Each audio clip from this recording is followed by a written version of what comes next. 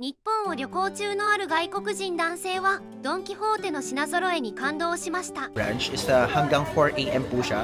If ever, kung pupunta kayo sa mga Donki branches, make sure na i-check niyo sa Google Maps kung anong oras yung operating hours niya. Okay? Kasi merong iba 24 hours, yung iba naman nagsasara ng madaling araw. Ay, ang galing! Meron ditong Fujifilm na ganito.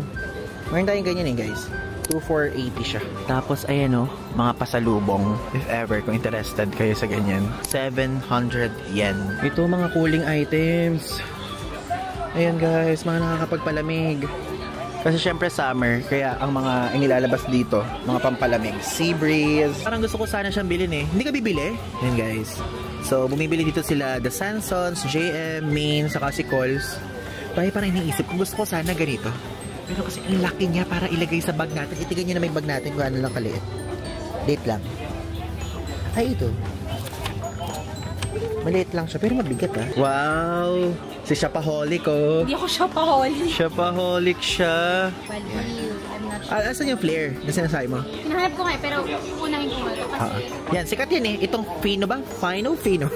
Fino, sikat to So guys, bumili tayo nito. Nakikita ko kasi sikat to sa TikTok.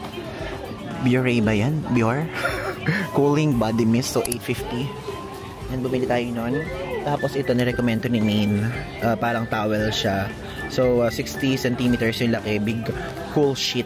498. Yan naman siya. Tapos ito naman 300 yen. Pang leeg. Kasi nakikita ko leeg Leeg yung nakalagay dyan. Ganyan po ang panlaban dito talaga sa kainitan.